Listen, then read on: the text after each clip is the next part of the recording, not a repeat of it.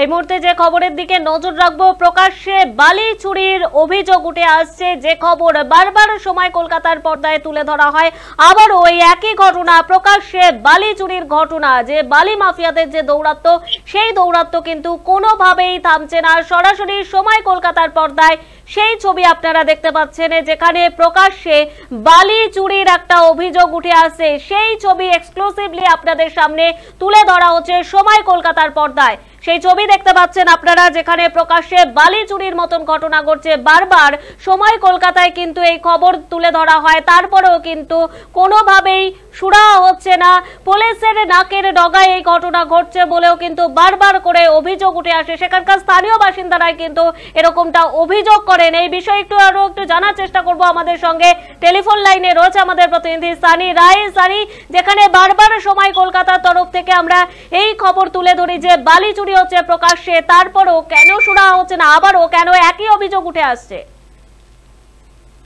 একেবারে সঞ্চিতা, দেখো, আমরা সময় কলকাতার পর্দায় কিন্তু লাগাতার ভাবে কখনো বালি চুরি কখনো মাটি চুরির খবর কিন্তু আমরা তুলে ধরছিলাম, এবং খবর সম্প্রচারের পর একাধিকবার কিন্তু বলা হচ্ছিল যে আমরা কোথাও গিয়ে ভুল ছবি দেখাচ্ছি, পুরনো ছবি দেখাচ্ছি। তবে আজকের যে ঘটনা তা কিন্তু একেবারে প্রকাশ্যে কিন্তু সেই ছবি পরিষ্কার করে দিল।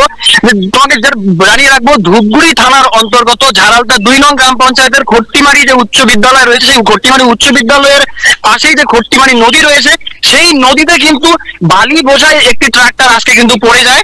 এবং পরিষ্কার স্থানীয় বাসিন্দারা যেমনটা অভিযোগ করছে, তারা যেমনটা বলছেন যে প্রত্যেক দিনই সকাল থেকে সন্ধ্যা কিন্তু এই যে খট্টিমারি বাজার সংলগ্ন যে এলাকা রয়েছে, অর্থাৎ একদিকে রয়েছে নড়াই নদী, অপরদিকে রয়েছে গিলান্ডি নদী। এই গিলান্ডি এবং নড়াই নদী থেকে কিন্তু লাগামহীন ভাবে কিন্তু বালি চুরি হচ্ছে, এবং পুলিশ প্রশাসন কোন রকম পদক্ষেপ সেখানে নেয় না। ভূমি ও ভূমি রাজস্ব আধিকারিক সেখানে কোন রকম পদক্ষেপ নেয় না। সে কারণেই কিন্তু দেদার ভাবে এভাবে বালি চুরি হয়ে যাচ্ছে। এবং আজকে যে ছবি আমরা এই মুহূর্তে তুলে ধরছি, সেখানে কিন্তু একেবারে নদী গর্ভে চলে গিয়েছে কিন্তু সেই বালি বোঝাই ট্রাক্টর। অনেকেই অভিযোগ করছে যে দ্রুত গতিতে পালাতে গিয়েই কিন্তু এই দুর্ঘটনা, এবং যার জেরেই কিন্তু ট্রাক্টর একেবারে পড়ে যায়। এখনো পর্যন্ত ঘটনাস্থলে পুলিশ প্রশাসনের কোন রকম উপস্থিতি কিন্তু লক্ষ্য করা যায়নি। তবে ট্রাক্টর চালক এবং যারা এই মুহূর্তে যেখানে উপস্থিত রয়েছেন, তারা কিন্তু তাদের যে বালি, সেই বালি কিন্তু তারা কিন্তু সেই নদীতেই ফেলে দিয়ে কোনোভাবেই সেই ট্রাক্টরটি তুলে নেওয়ার চেষ্টা করছে। এখন দেখার, এই বিষয় নিয়ে কিন্তু আমি নিজেই ভূমি ও ভূমি রাজস্ব আধিকারিক এবং ধূপগুড়ি থানার আইসি কে একাধিকবার ফোন করলে কিন্তু তারা কোনো রকম রেসপন্স করেনি। এখনো পর্যন্ত ঘটনাস্থলে পুলিশের উপস্থিতি লক্ষ্য করেনি। এখন শুধু দেখার যে আমরা এই খবর সম্প্রচার করার পরে যেটা আমরা প্রকাশ্যে তুলে ধরলাম যে বালি চুরি হচ্ছে, প্রশাসন কতটা পদক্ষেপ নেয় সেটাই কিন্তু এখন দেখার। একেবারে জানি, সেখানকার স্থানীয় বাসিন্দারাই বা কি বলছেন এই ঘটনার পরে, যেখানে স্থানীয় বাসিন্দারা কিন্তু বারবার অভিযোগ করেন যে রাতের অন্ধকার ছাড়াও কিন্তু প্রকাশ্য দিবালোকেও এই ধরনের ঘটনা ঘটে। একেবারে সঞ্জিতা, তুমি ভালোভাবেই জানো যে তুমি নিজেও কিন্তু আমার সঙ্গে বেশ কিছু নিউজ রুম লাইভে ছিলে, যেখানে আমরা তুলে ধরেছিলাম যে কখনো দিনের বেলা কখনো রাতের অন্ধকারকে কাজে লাগিয়ে বালি তোলা হচ্ছে।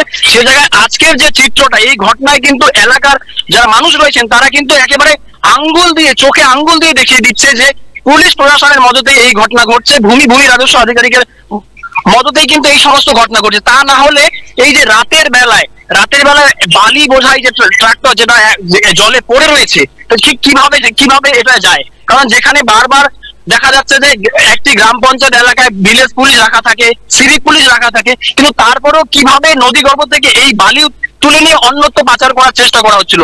যদি আজ এই দুর্ঘটনা না ঘটতো, তবে কিন্তু এই পাচার হয়ে যাওয়া বালি কিন্তু সোজা একেবারে গন্তব্যে পৌঁছে যেত, এবং এভাবেই বালি মাফিয়াদের দৌরাত্ম্য কিন্তু ধূপগুড়িতে বেড়ে চলেছে। একের পর এক নদী থেকে যেভাবে বালি চুরি বলো মাটি চুরি হচ্ছে, সেখানে দাঁড়িয়ে অনেক সময় দেখা যাচ্ছে যারা নদী উপকূলবর্তী বাসিন্দা আছে তারাও কিন্তু সেই নদী গর্ভে বিলীন হয়ে যাচ্ছে। তারপরও কেন এখনো পর্যন্ত প্রশাসনের হুড় ফিরছে না?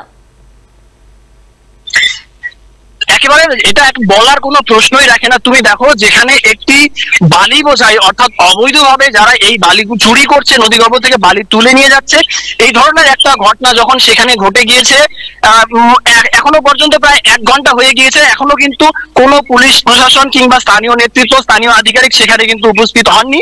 এবং বরাবর যে অভিযোগটা আমরা পাই সাধারণ মানুষের কাছ থেকে, বিভিন্ন নদী মাতৃক যে সমস্ত এলাকাগুলি, যেই সমস্ত এলাকা থেকে বালি তোলা হয়, সেই সমস্ত এলাকার মানুষজন যেমনটা অভিযোগ করছে, অভিযোগ কিন্তু পরিষ্কার।